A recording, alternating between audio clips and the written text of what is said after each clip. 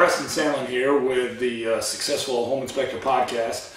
And today I'm doing something a little bit different. I know that I usually interview home inspectors and we talk about, just all kinds of stuff. And basically the idea is helping each other and, trying to raise the profession. And with that thought in mind, I'm doing something a little bit different today. Actually, it is part of the original plan. I want to do interview basically anybody who would fall under that category, but primarily home inspectors, realtors, vendors of the home inspection industry, and basically anybody that can help us or we can help them or raise our profession.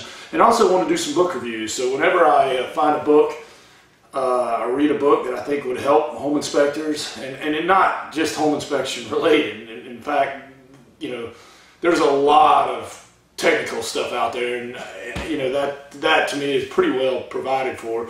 But what there is sort of in my mind is an absence in the marketplace is help with our business, growing our business, things like that. I mean, there's a little bit of that, but I think that's my niche. And so anyway, with that in mind, I just finished this book called The Entrepreneur Roller Coaster by Darren Hardy. I am a big Darren Hardy fan. He is the editor, owner of Success Magazine. He has another book out called The Compound Effect. I pretty much just digest anything he puts out, and he hasn't disappointed yet. The book, The Entrepreneur Roller Coaster, I highly recommend it. I'm just going to do kind of a summary of it, and in my mind, and some of my big takeaways or ahas from it. He basically talks about, 60-some% of all businesses fail within the first,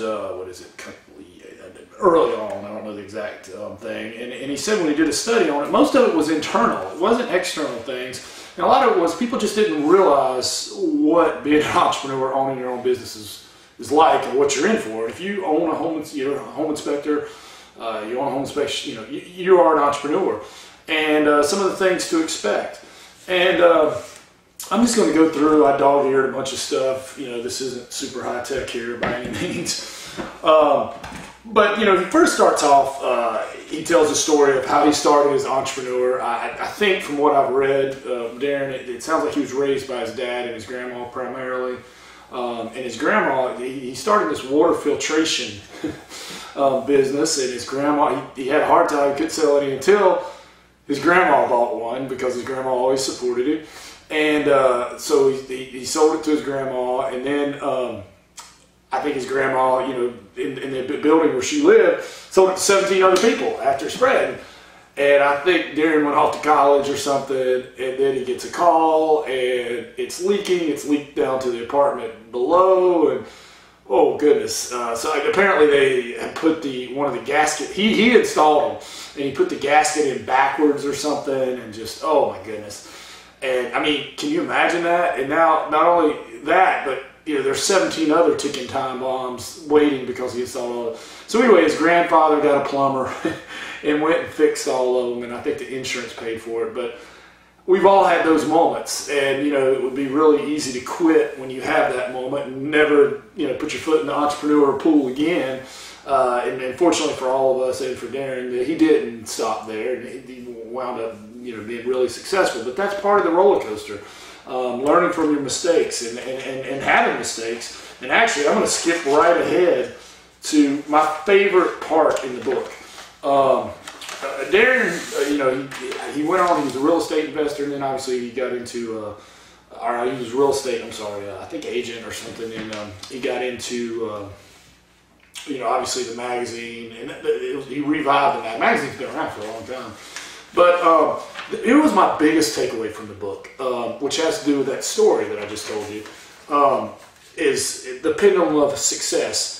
I think in his real estate career, he went to lunch one day with somebody that was really successful, and hoping to, learn something from them. And anyway, this is what he got out of it. I thought it was great.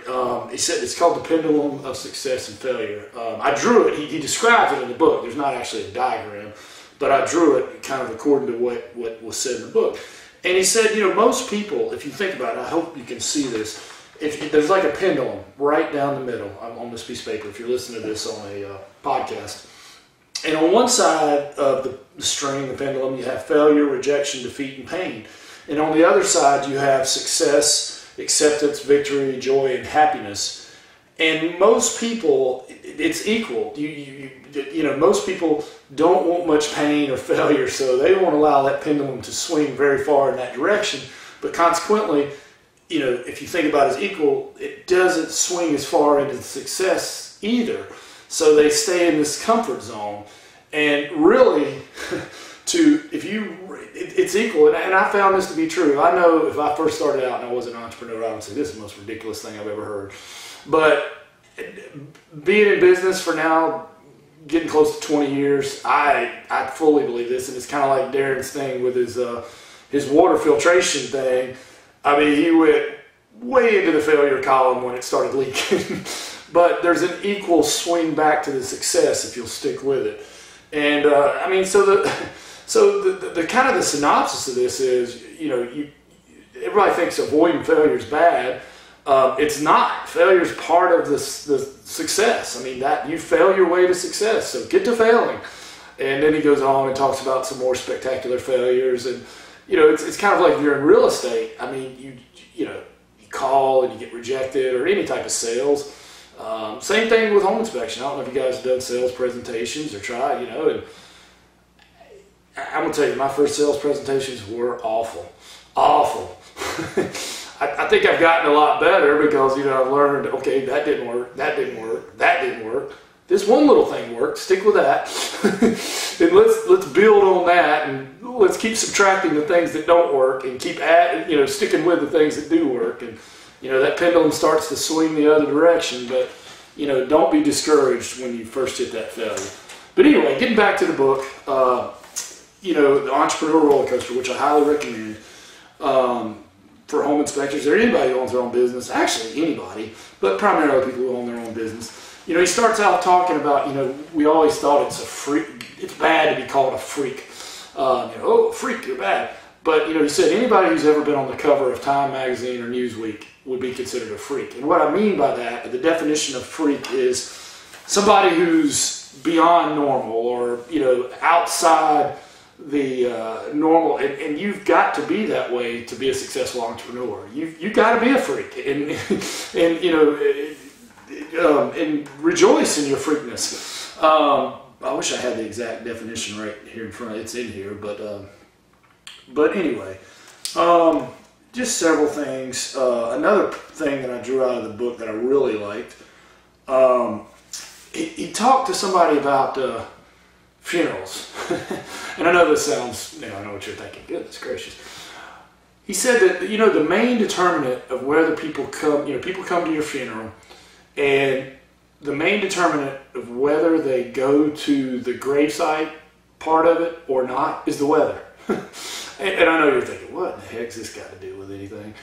And he said, if it's bad weather the day that you become one with the earth, over half the people that were at the funeral will not come to the gravesite. And he's like, wow, no matter how many people I love, no matter how much success I did, and how much, you know, the weather determines how many people come. And he said, you know what though? That made me realize that I can't live to please other people, or, you know, conform to what other people want, or, you know what I mean, or other people's definition of success for me. It's got to be what my definition is. And I know that's kind of out there, but I really got a lot out of it.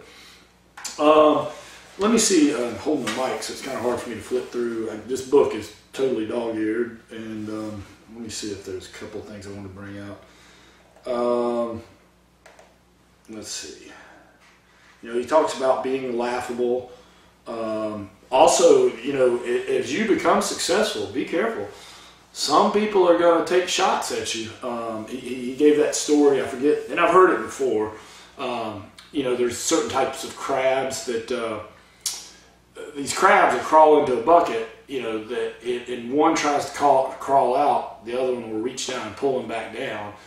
And the problem is you become successful, you're making some people uncomfortable because they're having to admit that maybe they are not doing some of the things that you did. Probably they're staying in that comfort zone, and they're just not failing as much as you either, but all they see is the success. And, sometimes it's easier to bring you down than to admit that, hey, I could do what that person's doing, or I hope I'm making sense here. And, that was something I've dealt with. I always thought if you worked really hard and, you just like school, you studied hard and you made good grades and you got out and you worked hard, hey man, everybody would love you, everybody would see that. And no, some will, but there's going to be I guess what is it, the sour grapes or whatnot, and just be aware of that.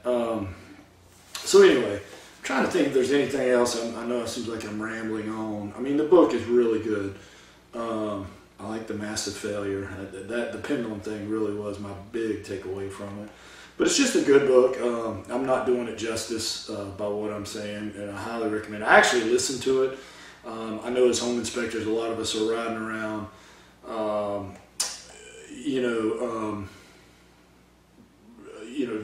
driving all the time from appointment to appointment. So I actually listen to things a lot better. Another thing I thought was pretty good was, I think he gave the example of Dr. Oz and all the things that he does.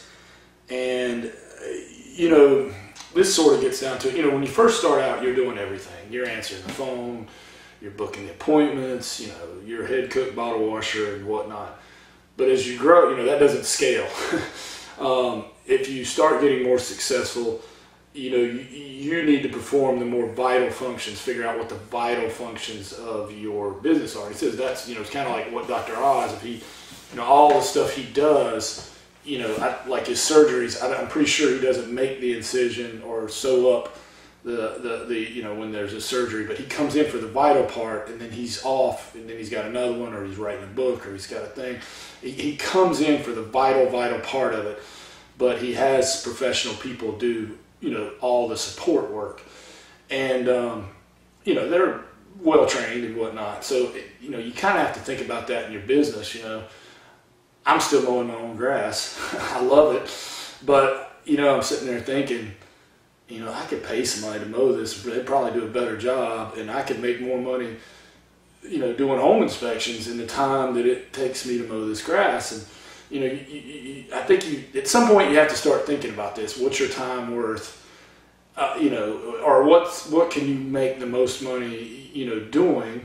Figure out that per hour or whatever, and then start really concentrating on the vital things like that, and pay somebody who's professional to do the other things, and they're probably more efficient at it anyway. So anyway, that was a big takeaway. But I know I've rambled on and on. I didn't do it justice, but I highly recommend The Entrepreneurial Roller Coaster by Darren Hardy. It's a great book, one of the best books I've read recently. And I'll put a link to Amazon where you can buy it. But anyway, I hope you guys are doing well. If you have any home inspection questions, I don't know everything, but I've certainly done a lot of things wrong until I figured out the right way, and I have a lot of people I can ask. So if you ever have a question or something, don't hesitate to call me or email me, and I'll help you any way I can. Thanks.